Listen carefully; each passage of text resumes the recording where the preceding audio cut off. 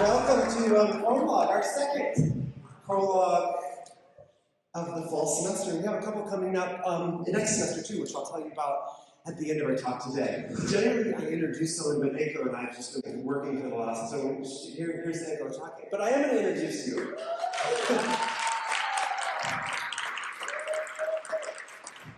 Well, I can introduce you and then you can introduce me also. Thank you very much for being here. Please, as is the rules of the Ed Center, keep your masks on. We are fully distanced away, so you can see our faces and hear us. We've taken ours off. The Prologue series is in its, I think, 12th year, 11th or 12th year, and thanks to all of this wonderful support, even in difficult times, you've gotten us through, and it's really inspiring to see how much interest there is in deep conversations about the arts here in Colorado Springs and across the country and across the world. So thank you all for making this possible. I want to thank the Department of Visual and Performing Arts, the Chancellor's Office, Theater and Dance Program, Theater Works, and the LAS Dean's Office for being so supportive of this program for so many years. The introduction I was going to say is I met Eiko, what did we decide, like 8 years ago or something like that? 8 years ago. It was 8 years ago.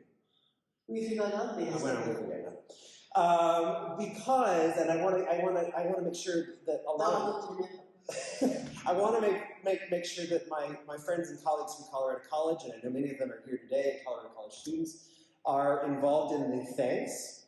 Eiko is a fixture of Colorado College and also UCCS because of a long relationship that she's had with Colorado College teaching there, and now has done a lot of classes and workshops with us. So Eiko is a fixture of Colorado Springs movement community, dance community, and we're so grateful for that. So this is going to be, we're going to incorporate into our talk the ways that her work has come through Colorado Springs.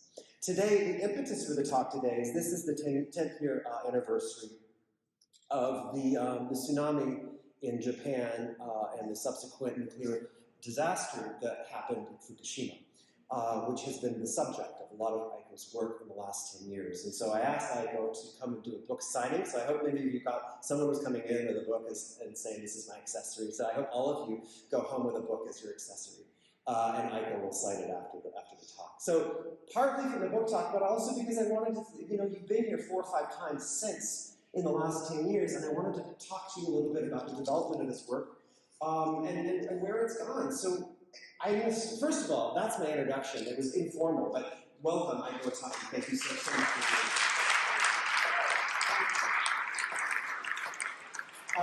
here. Your career is long, illustrious. A lot of the work that you did with Como we'll talk about today. So we'll get into the depths of your biography as we talk. But I wanted to start with Fukushima, the body of Fukushima, which is this book here, which I think some of you have seen. 10 years ago, the disaster happened in Japan, and I wonder if you could take us back to your response then. What do you remember, and how did you immediately become involved? So when you talked about tsunami and a nuclear disaster in Fukushima, we typically call it triple disaster. So you skipped earthquake. So the March 11, 2011, it started with magnitude 9 earthquake. That is huge. And then followed by tsunami, which is expected. And you probably know, Japan is perhaps one of the most earthquake-frequented countries. Many foreigners who visited Japan, which has not been so for the last 2 years because of the travel bans, but are very surprised. It's very common.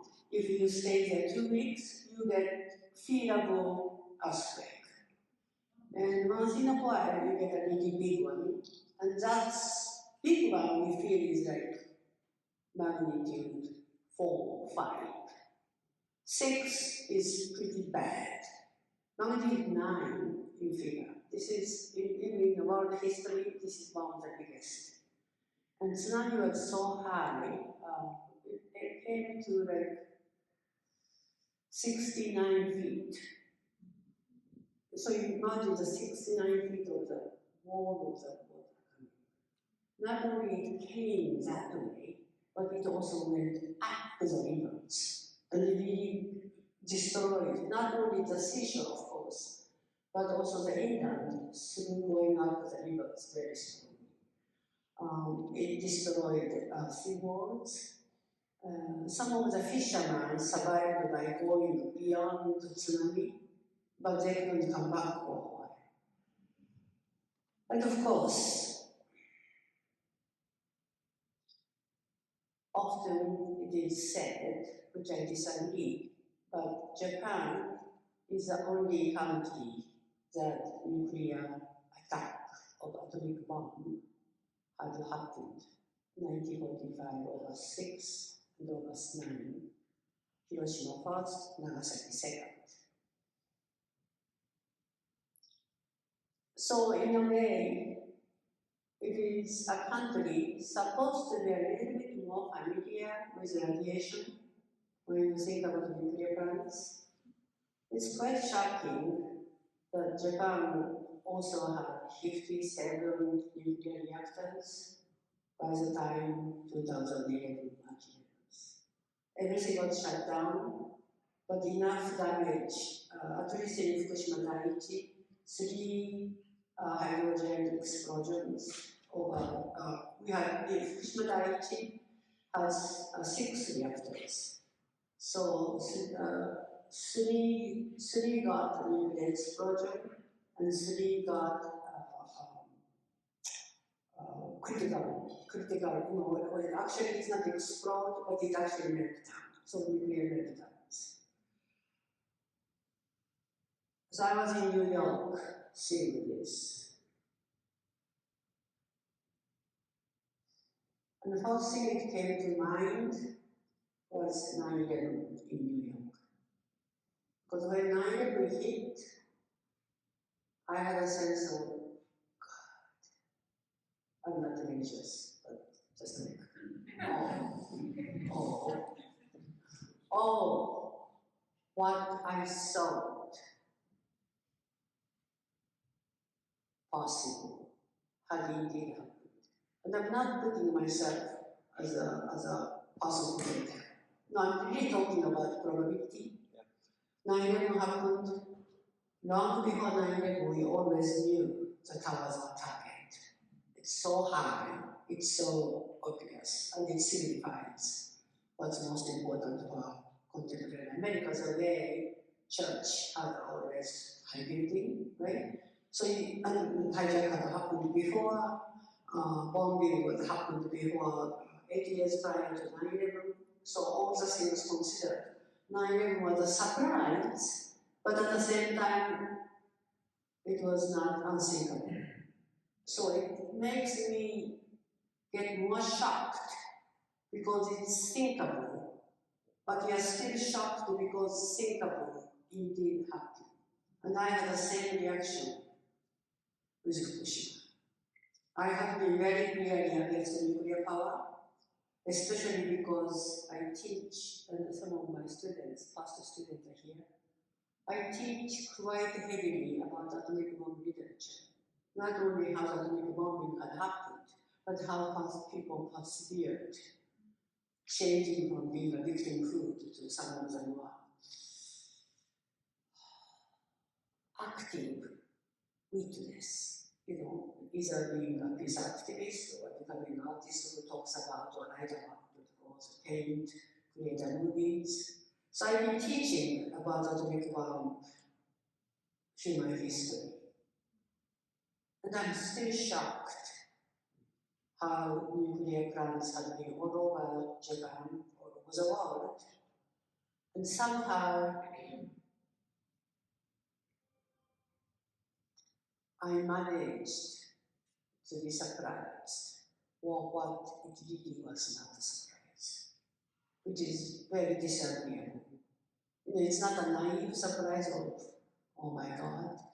At every description people talk about, unpredictable earthquake, never before happened, beyond expectation, tsunami. So blaming nature for its scale And is it us humans making the scale and decide anything beyond is not our problem?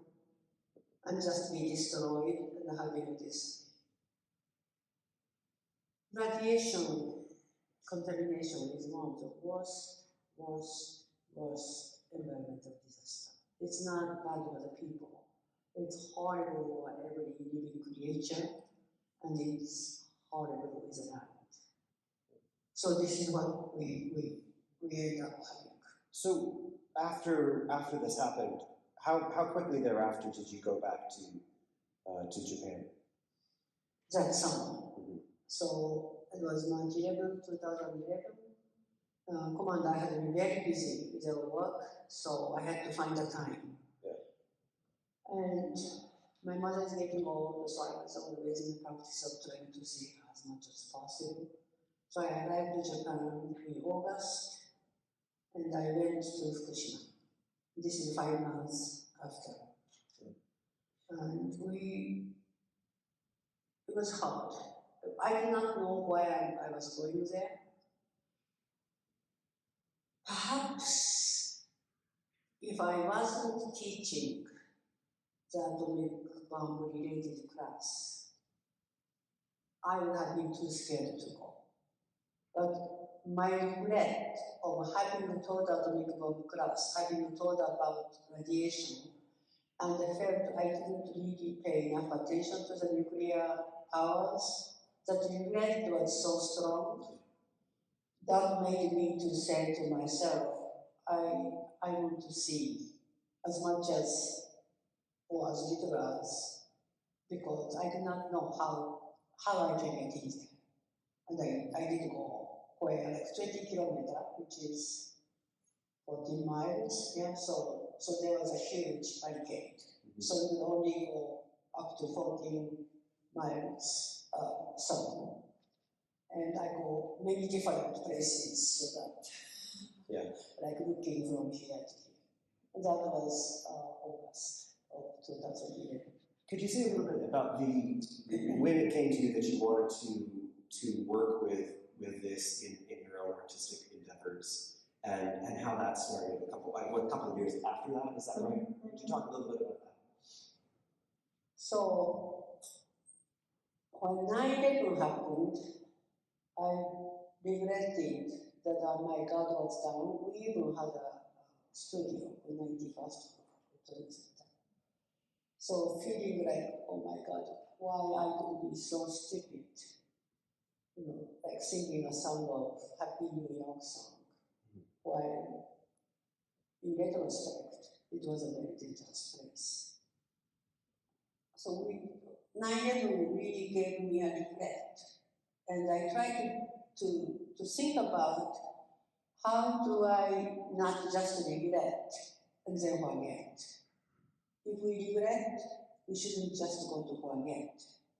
So I tried to, Commander I really talked about, and we tried to do the work a little differently after 9/11. I'll talk about that a little later. Same thing, March 11 happened, 2011. I couldn't really change my schedule. We already had like 9 months ahead of the schedule, right? So what I try to do is,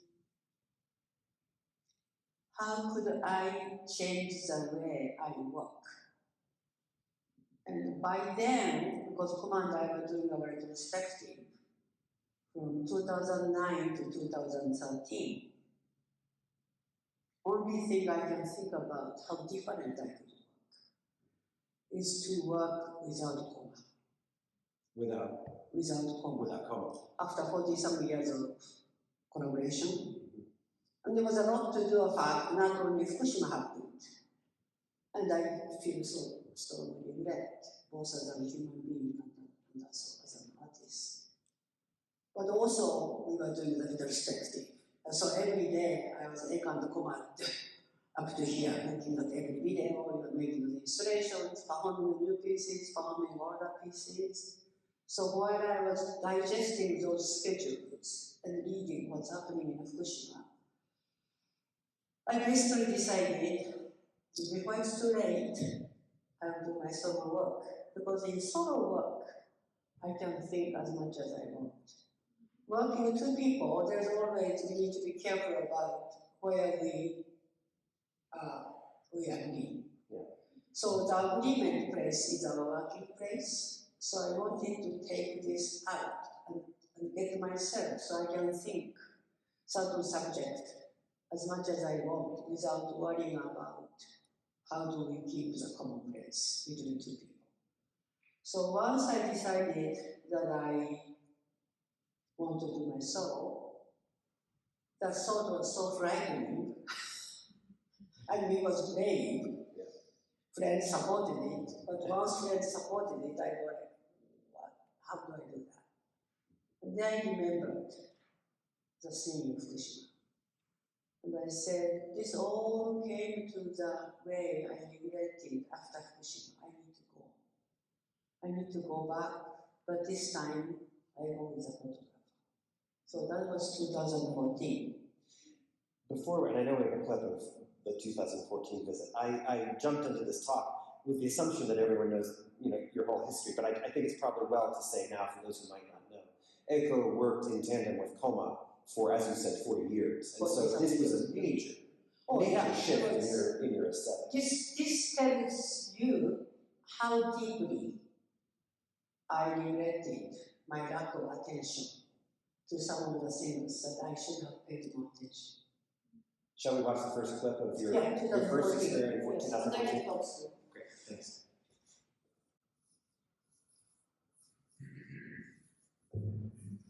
So my solo first performance was planned in Philadelphia 30th Street Station, which I'm showing you the clip later. So the first trip with a photographer, my own second trip to Fukushima, was very focused to the stations. Of course, train had stopped. Nuclear plants had been halted, but it's still hot, right?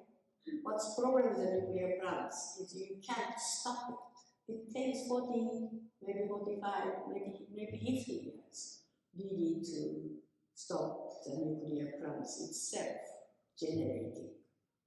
And it stopped generating the electricity, but it still is hot as hell.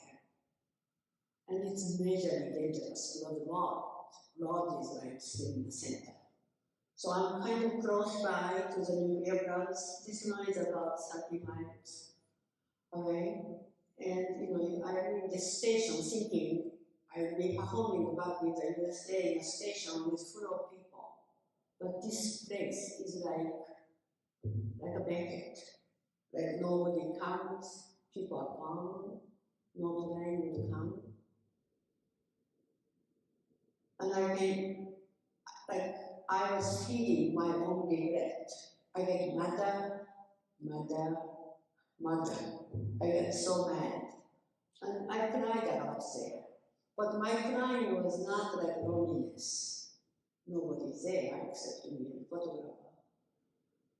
But regret. My tears was of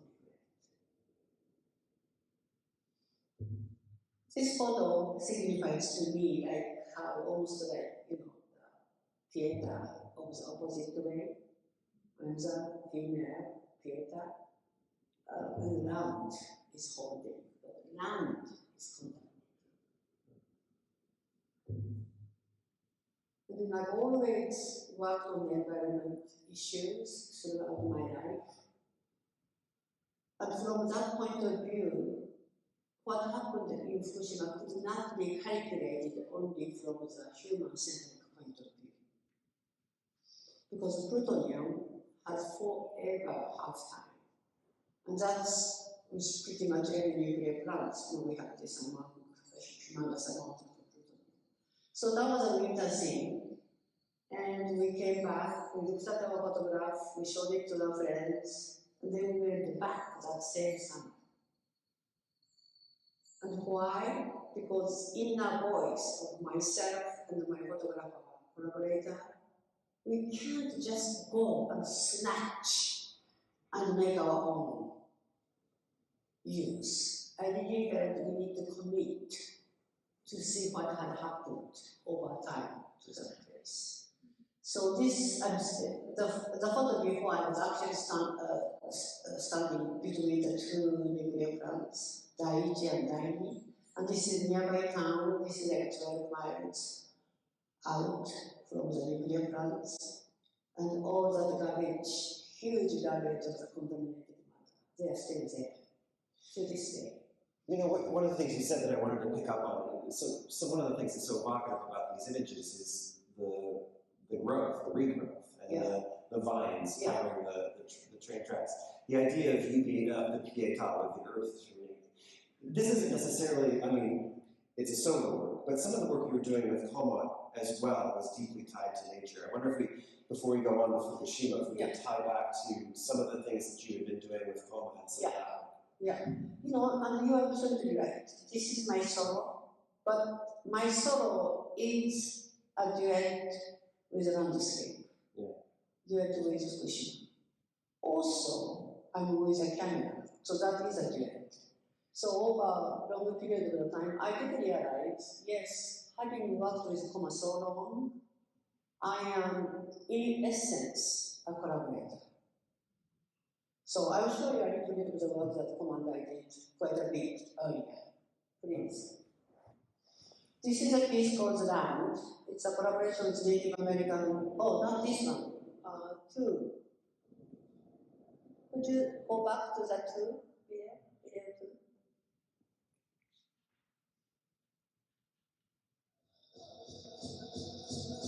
And this is the first piece Koma and I performed in Colorado Springs. I think it was 1993. This piece was created in 1991, working with Robert Graber and his cousin, Ben, a drummer. You can bring up the volume maybe. And it is his composition. And it is also dealing with how this particular land that I immigrated belonging to the natives. And they had their lives, they had their buffaloes. Buffalo was there. These buffalo came from the native people. Actually, my composer, Robert Graber, wrote this buffalo. And here we are together, dancing and mourning the Unity land, the land that absorbs lots of land.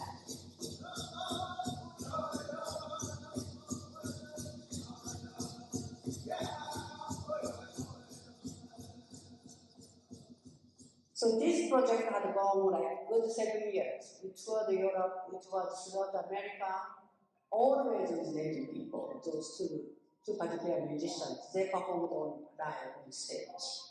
Also in Japan. Now this piece is very different. This is outdoor work.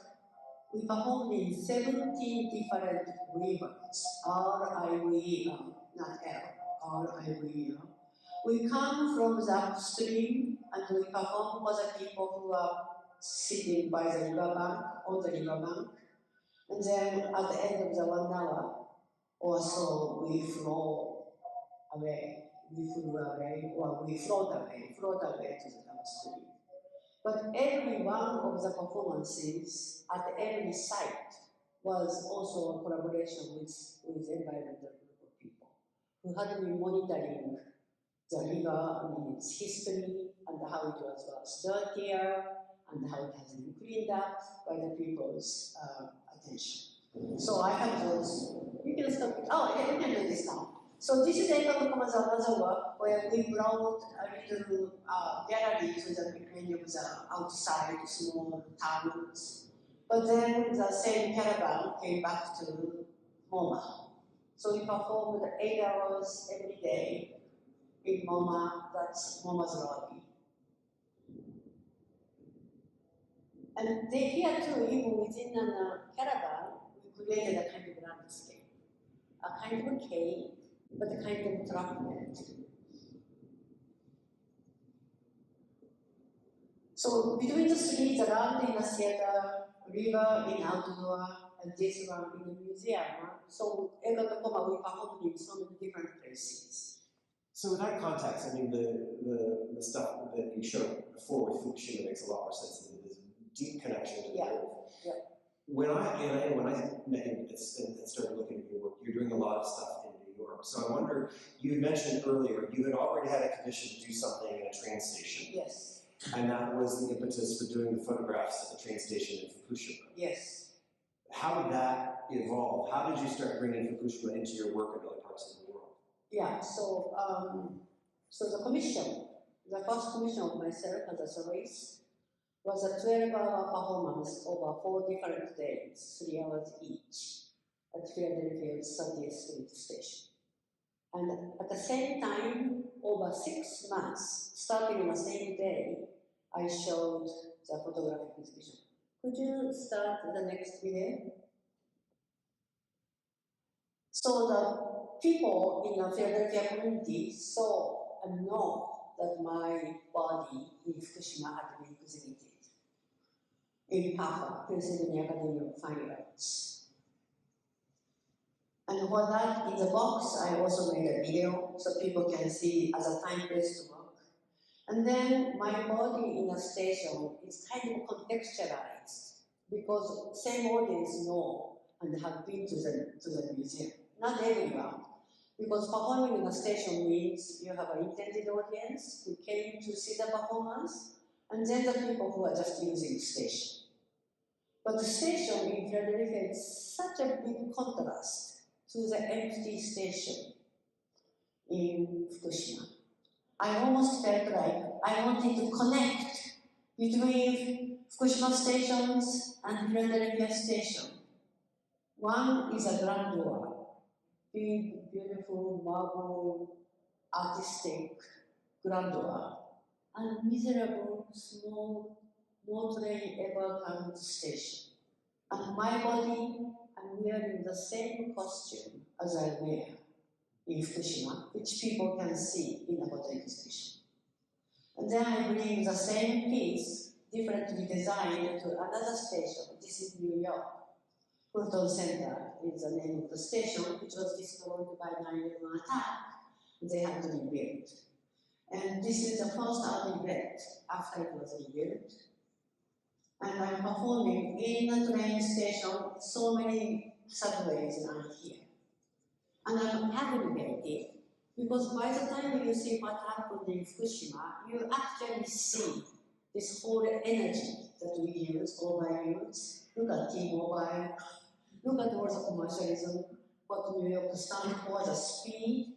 So I'm very aggravated, and people can feel my upset. So I'm not very happy performing in the station.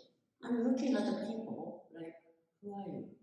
Do you know where I have been? I don't speak, but there's a little sense of me carrying Fukushima, me carrying clothes, same red clothes, same costume, somewhat a little bit with radiation. No, not dangerous amount, obviously, but still carrying it. And I wanted to carry something so that I'm not a happy immigrant artist, content with what the engagement I have got. I wanted to be critical. I wanted to look at the society and say, basically, excuse my language, shit. Do we know what we have done?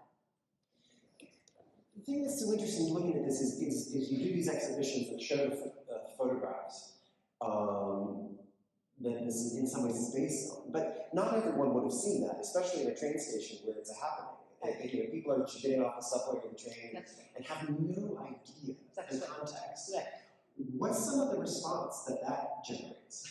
in that for those three, I got a commission to perform there, change the piece, still within the station, but I was not allowed to rehearse there.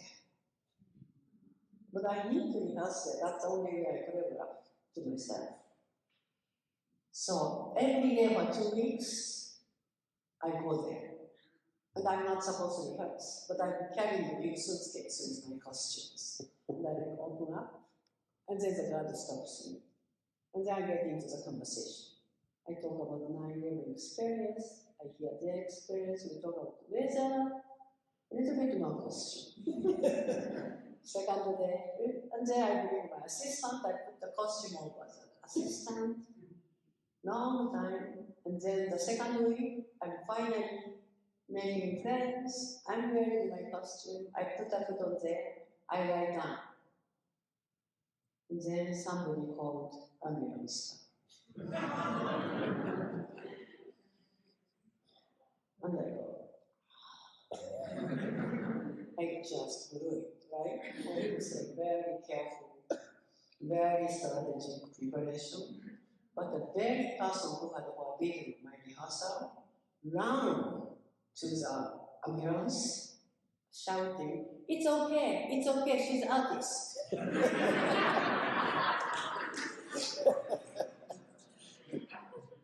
By then, she had seen my Fukushima photos. By then, she had seen other posters. She Googled me. That's a line for all artists to remember. So sometimes I go low at the beginning. I try to be not harmful. I try to be good guest. Yeah. And then slowly.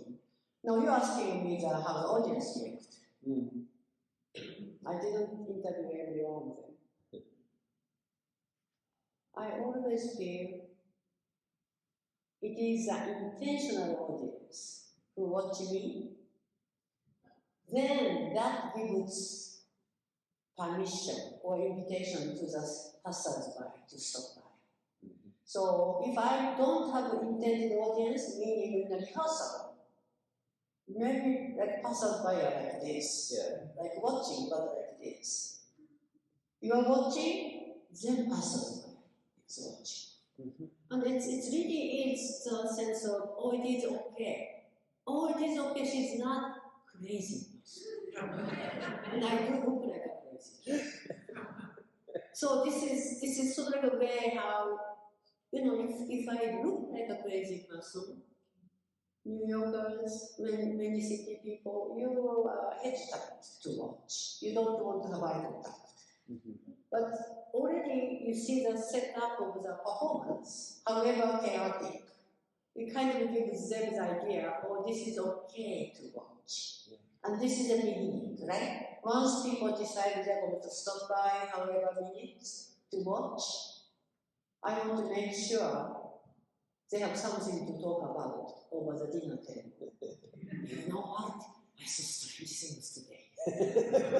For sure. Yeah. Well, okay, so I can see now, and when I first knew you and saw your work, I didn't know all of this context. So you can sort of see how this progresses. But I know that out of this came an aesthetic, I don't know if that's the right word, of a body in places, which is putting yourself in various locations. And I know you have a couple of clips you can show us, but the train station, so I get that correlation to Fukushima, but then you started going elsewhere. Could you talk about that? Yeah, so I go back to Fukushima, 2016, and again 2017, which I'll show you later. So then I began to realize it's wrong for me to, actually even 2014, I really decided it's wrong to limit to the stations. Why? Stupid. So I decided we need to open up and we begin to shoot wherever we are compelled to shoot, such as people's houses, completely destroyed by tsunami, but not at all touched. And Japan is a very efficient company, so if it's not for radiation, tsunami could destroy, but it will be cleaned up pretty quickly. But only because of radiation, it was left there. So I began to work and I began to perform for nobody but for camera already in 2014. And then by the 2016, I already start to see the changes, where people, the government and city officials were not touching before because of radiation, slowly because of some of the radiation reduced itself, but still pretty strong. So they try to take out all the surface material, surface soil, decontamination, they call it. So many people have been working on this decontamination. But decontamination effort also create an amount of contaminated soil and a mound of contaminated things, machinery, house, posters, bicycles, cars, heaps. And Japanese government once tried to give those heaps away to the different prefectures, and no prefecture wanted it. Of course, like, why? Why do they want it? So it's still sitting there, basically. And rain comes even because you cannot decontaminate mountains. You can decontaminate rice field. You can take out about this much of the surface soil, okay? But once rain comes, storm comes, all the radiation comes down from the mountains. So where it's decontaminated, you get the contamination again. So I began to keep going back there, and every time I would show, not only to New York, but different places, including Colorado Springs. We had a show with Daisy. I don't know if she's here today. Daisy was our curator, and we showed in the end of 2014 to the beginning of 2015. We had a show here. Can we take a look at the body in Wall Street? Yes. Like, that one's, I think, particularly interesting in incongruous, bringing Fukushima to Wall Street. Yeah, let me start that, and I have a little clip before that shows the illustration. Yes, please. So, because I'm not a named artist in the visual art field, I can't really get into the name, the gallery, but I can get into the dance places because people in the dance field knows me. So this is a St. Mark's Church. Often dance performance happens. I often performed here.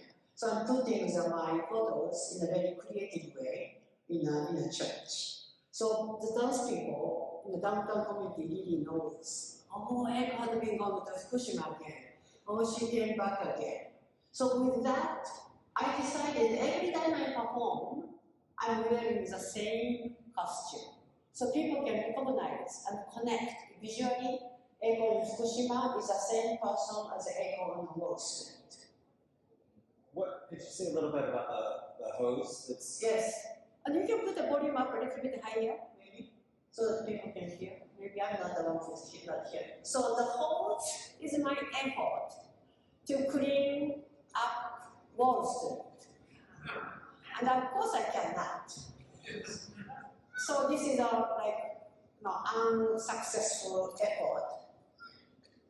But aggregation to the Wall Street this is a source of capitalism, a symbol of, and I'm doing the no-no dance. This is my help us. We are trapped in the capitalism. I want to say no. That kind of dance. And this is George Washington statue. I made a bottom of it, like a gargoyle, in the church. Gargoyle. And this is the steps to the History Museum, and look at all those advertisements. So I am protesting. Why advertise? And I have a little red cross, which is like my little flag. And this is a stock exchange with all the American flags.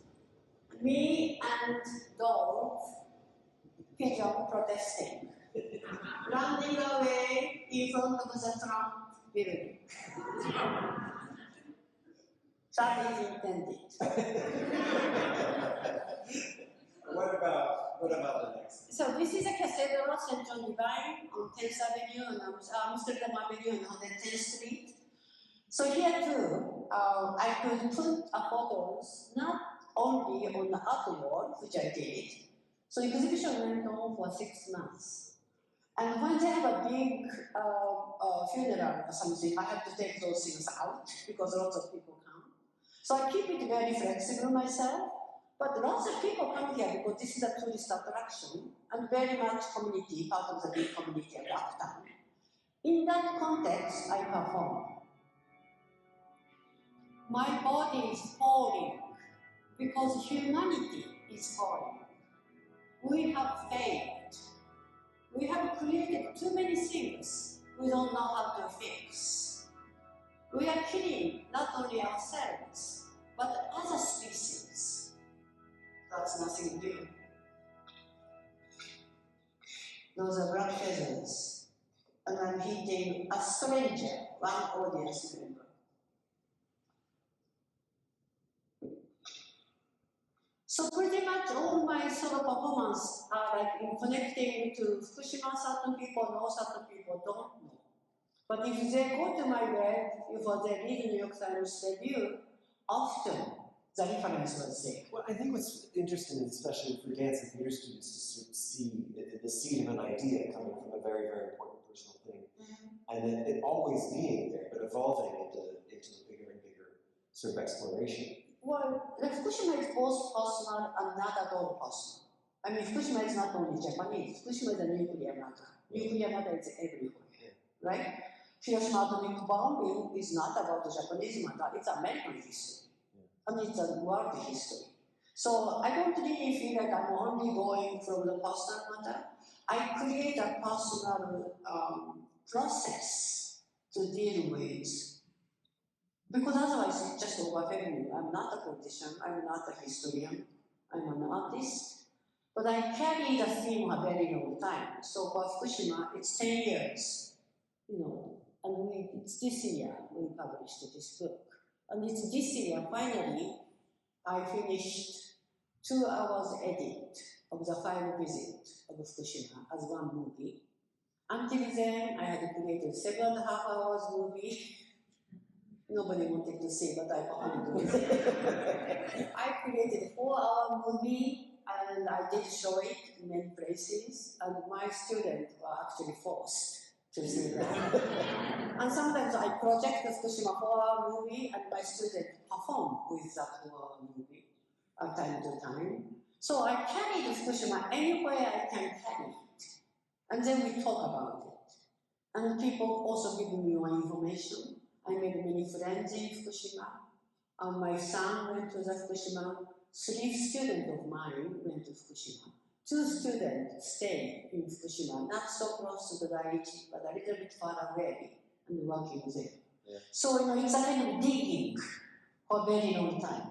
Yeah. And I know you have taken the body in places to Hong Kong, really all over the world. So everybody in places always go with everybody in Fukushima.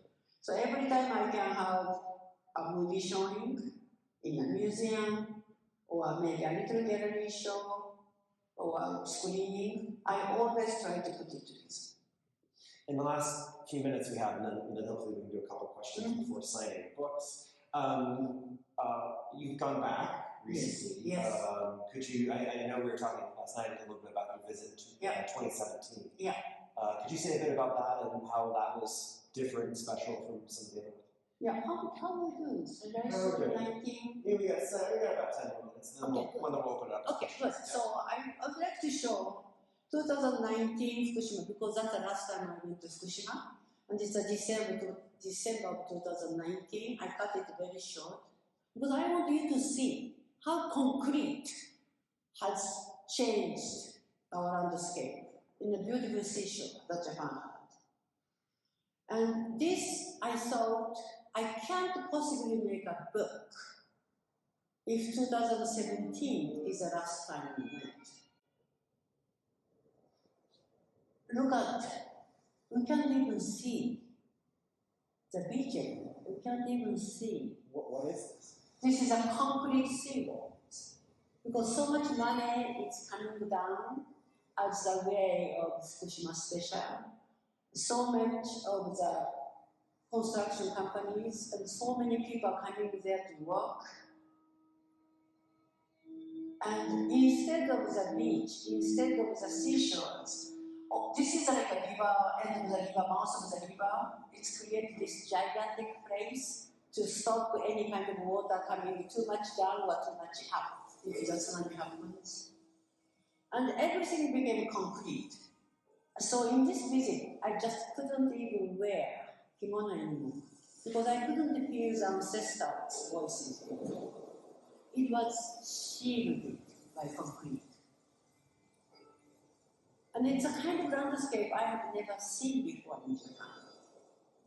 And I had to go past the seawall to get to the sea. And not only the family, the kids are not coming back, even the government is now very busy trying to make it as if sound safe. It is not. Of course, the radiation level is down in the places you measure, but mountains still have radiation.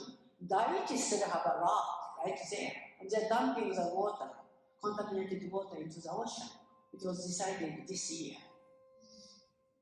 And all those garbage, which is contaminated material, is still sitting there everywhere. And look at this concrete, after concrete, it's almost like grotesque. In a way, it's do nothing. It's just sitting there, it doesn't protect the people from the next tsunami. It's just a money spent for certain people's profit.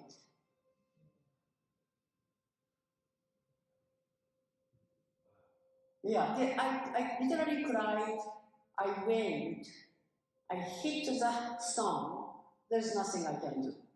But this is the this photo is actually the last page of the book. Could you say a little bit, Eiko? I mean, we talked about dance and movement and theater and all artistic genres, which I know you cross genres and create your own. You are famous for being a movement artist, and a lot of these, what you're showing us, are still images. Can you talk about your relationship to photography, your relationship to William Johnston, and how you thought that would be kind of the best way to express what you wanted to express? So I'm going to show you a very short piece, a video from Tokyo, and I'm going to talk about the difference between photo and video briefly here. Fukushima is a humongous thing.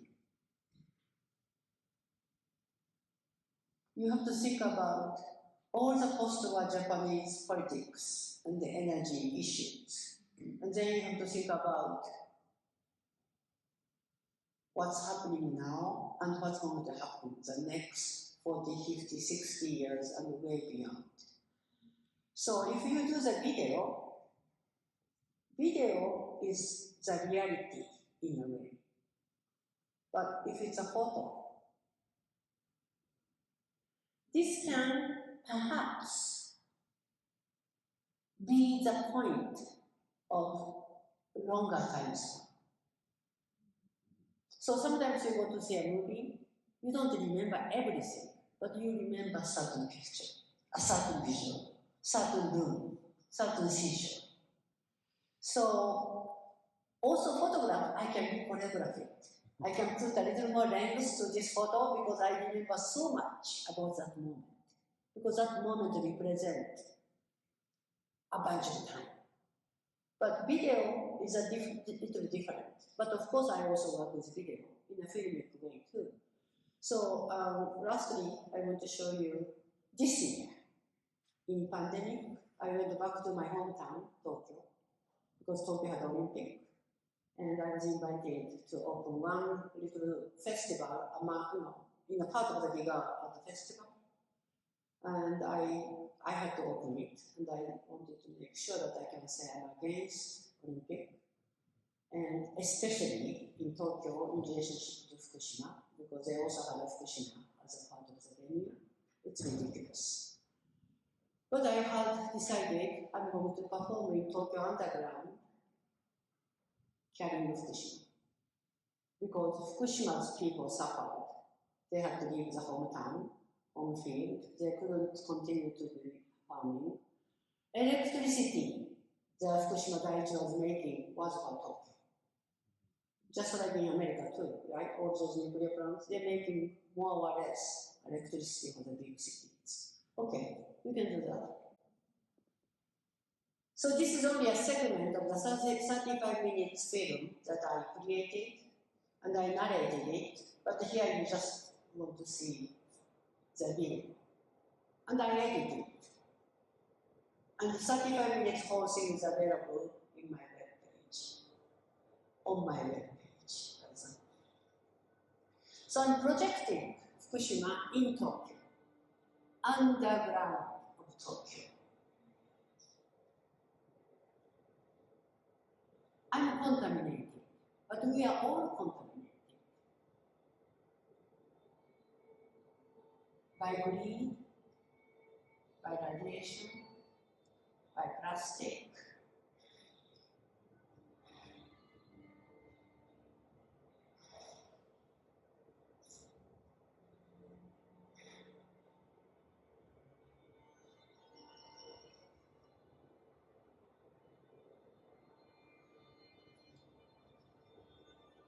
I project, I put my bodies in the projection. And these are shut stores in towns nobody lives. And you can see I'm projecting myself, carrying, which is kind of stupid because I'm under the water, there's a water there, I shouldn't have been carrying the projector. I noticed afterwards. Don't do it. But no, this was a kind of underneath of Tokyo, the dirtiness of Tokyo. And Fukushima is such a broken landscape, I thought I could really project it, emphasizing that brokenness. And again, say to no to what had happened, or no to what would likely to happen again at different places where nuclear plants are. No nuclear plants are safe. Because it's a machinery. Everything we make breaks. There's nothing we make that doesn't break at a certain point. No, it's a matter of force.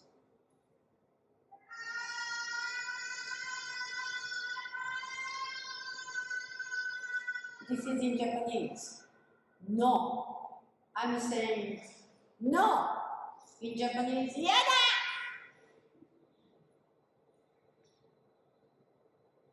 Sometimes you have to become like, go back to the kids. Certain things is, we say no, we don't like it, we don't need it. Why we are here with it? Why we are trapped?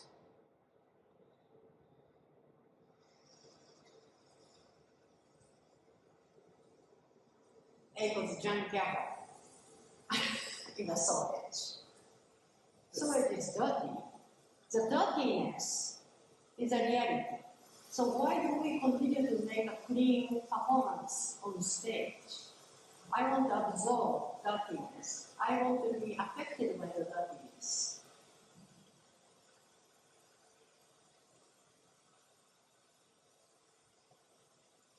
So my body had been contextualized, absorbed Fukushima. But perhaps all other areas too. The human arrogance. And that was this. This year. This year much. I have one more question, and then I want to turn it over to you. And I know someone has a mic in the back, so now would be a good time if you have a question. Maybe we could bring the house lights up. I think Lawrence, who has become our official talk show host with the microphone. Nice seeing you. There's Lawrence back there. If you have a question for Eiko, we have time for a few questions. Get Lawrence's attention, and he'll come over to you with the mic. I have to ask, this retrospective that you've given us today, and it's in the book. But what's the next step? What do you have coming up? Or do you know? I have a 10-year project that I'm starting January of 2022. Why? I will become 70 in February of 2022. So a 10-year project makes me to carry until 80. And the project is re-examine to myself, did I make too many works? Does my work matter to me? Does my work matter to the younger person? Does my work matter to beyond my friends and audience members who have been supporting my work? I want to find a way how I can literally, physically carry it. So I will be a projector person. I will be experimenting in the gallery. I invited myself to the School of Art Institute in Chicago when their student gallery is open, because school is not open. I'm going to squat myself and experiment, and then bring those experimentations. So my project is Eiko invite herself occupied gallery. All right. And I tried to do this for 10 years. So if you know the place, I can invite myself, or you can invite myself. I think you know a few places in Colorado Springs that will. Occupied. Because I have made so many filmic works, but I also want to use my body when I can to, not to promote it, but to advocate it. Perhaps maybe you can help me. After I die, some of those images of my performing could reach to some people who have not been born yet. And as an artist, that's an ambition, but why not? Why do I limit myself to the people who is in front of me? To whom I totally focus. At the same time, can I extend myself? That's my project. I can't wait. Questions in the audience? Any questions for Eiko about? There's one down here. You want to just yell it out? And Lawrence is coming to you, but if you want to get started. When you were taking the photos of the train station, you said it was still a radioactive area. Were you monitoring your time in that area when you Yes, measured that? we carry the meter that tells how, but it's a bullshit because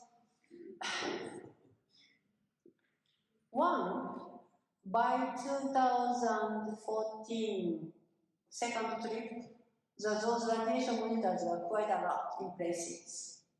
Of course, we are in a place where nobody can live, but people are working there, clearing the things. Also, they have to work decontaminating. So the monitors were there, but the monitors are high on the ground. But it's not where I work, and it's not where people would be working. So we have to monitor underneath, right where the dead leaves are, or green leaves are, and it's very high. So what I try to do is I never go to Fukushima beyond 1 week. So I carry the monitor, and then of course when I come back, I will also go to the doctor and measure it. But after 2014, I was there twice, especially in the summer when I really put myself into the vines and greens. I actually felt I overdid it. So I decided I'm not going back for a while. So I didn't go back in about 15, but I went back 16. But just so that I want to be clear, I'm not an adventure seeker. I am a timid person. I don't like to be sick. I didn't go too close. The closest I went is 4 miles to Daiichi. But it was 2017, and it was by the seashore, so the air is more moving. But still, this project was good because I'm older. Because kids get more effect because their DNA is really quickly growing and dividing. Younger people, especially much younger people. So by the time my age, if I die with a cancer, my kids rightfully, well, perhaps they will assume, oh, my mom is so stupid, she was born. I think they will tell. But I could have got to the same cancer without going to Fukushima. It would be very difficult to actually judge by this age. And again, so even in an area people cannot live, those workers are working. And they are there much longer. Often they are there as long as half a year. Then they max out. So then they have to leave. So yes, I was aware of the danger, but I was trying not to overextend it. Other questions? My question is so the first video I've seen of your work was the girl in the train, the body in the train station in the New York one.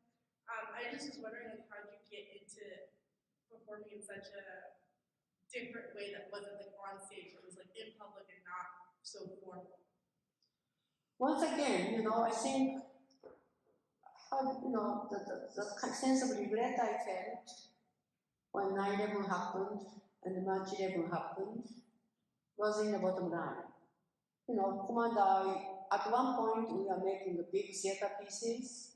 We performed in band, we performed in Joyce Theater, that kind of theater, where the ticket price could range $45, something like that. So people come, hire a babysitter, go out for dinner.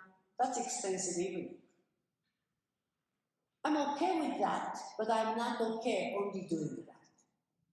So I really extended place that my body can be seen. And I also extended where it's not an instant approval. Because by the time people decided to come to see us, spending certain time, certain money, they're more conditioned to say, oh, this is something we need to see. But when I'm performing in a Wall Street or Fulton Center, passers-by are basically like, is this crazy woman?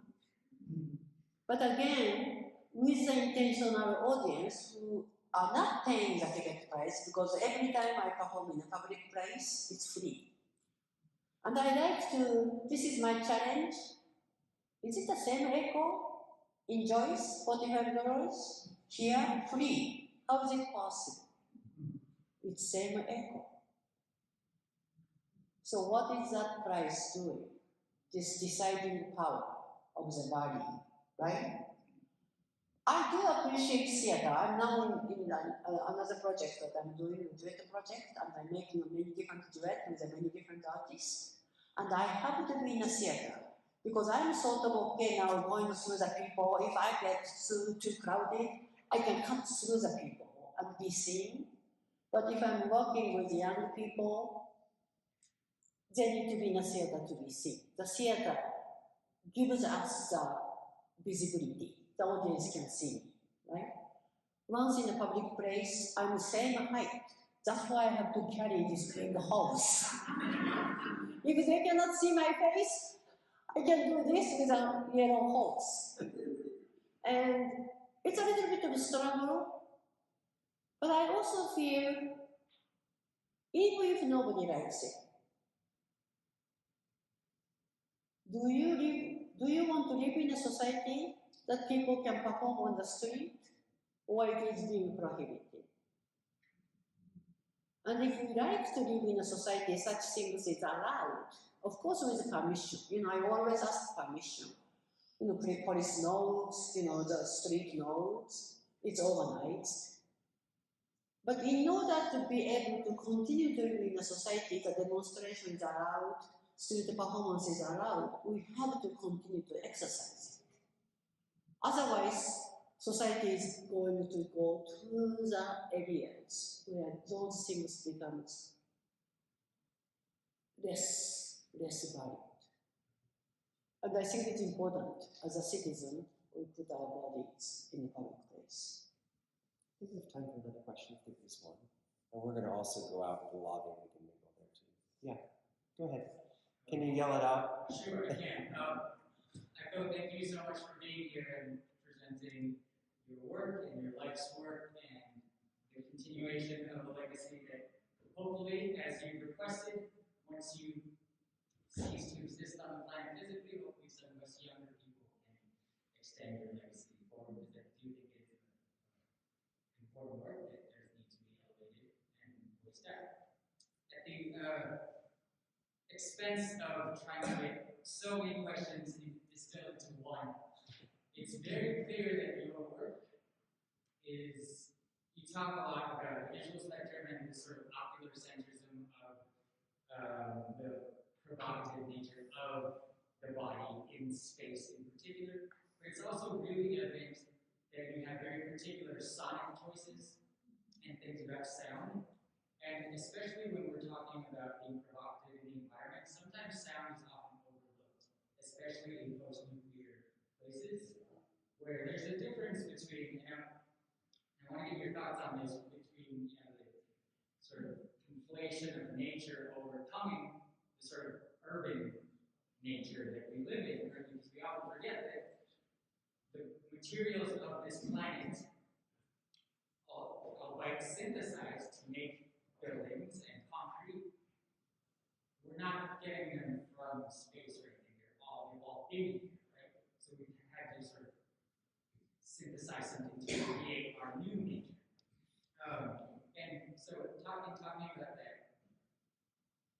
what are your sound choices? And what is your experience with the sound of a particular place? Because a waterfall in the rainforest sounds a lot different than a waterfall coming here in concrete. Yes. For one, with 40 some years of Eiko Otake, we did often, not always, worked with musicians or the composers. Like with the Kronos Quartet, we had 3 big projects. And we worked with many Native American, Robert Mirabal, and he's a great musician, he's a flautist. We did 3 pieces too. So when we work with musicians, that's a collaboration we learn a lot because of their notions to the sound. I decided somehow, and I don't know exactly why, perhaps because, okay, long story short, I try to not depend on the music. That's a big thing for me. I teach entire semester, movement class, never using music.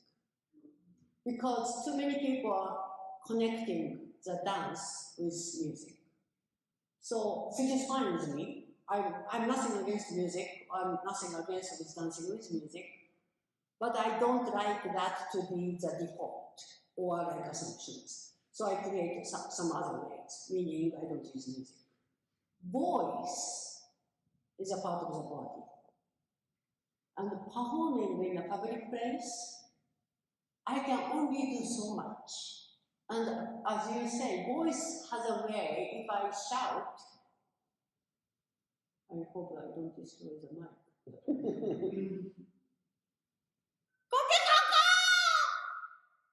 I'm actually like 1/10 of my capability. I can really shout. And I don't shout long enough to really hurt people's feelings. I just try to get attention. If I need attention, I have a human right to ask for attention, but I don't overdo it. That's one. 2, however, I'm growing up, hopefully. This year, I created 2 pieces of entire monologue. Monologue with accent? Yes. I speak in the piece with my accent as an immigrant foreigner. I performed that piece in August for Hiroshima Nagasaki Memorial. I also performed another piece I created on 20th year anniversary of 9/11, very close to 9/11 site by the Hudson River. I talked throughout. So that is actually using words, not just a sound. So this is my new terrain. I'm working very hard. It's difficult. But certain things I need to say now. And I'm trying to say it without being political or didactic. But certain things as a small person, I want to articulate it. So that's different from what you're saying about the place, but it is also, I'm talking about 9/11 site. Lots of silence is needed, and some selected words I find is needed. So this is like the way that I work from my own need. I put myself to the audience seat. If I am the one who is looking at this, I try to provide what I would like to see, because that's the first person I know. And then hopefully there will be other people who might not like it at the beginning, but who might be able to sympathize. Some of my need could be the way how we can spend time together in the same place. Voice, body, sound, environment, that its own sound of the environment. Thank you. Sure. Thanks.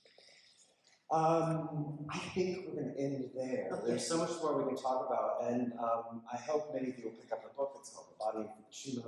There are copies out front. Some of you have them. A wee bit of stage management before I officially thank you.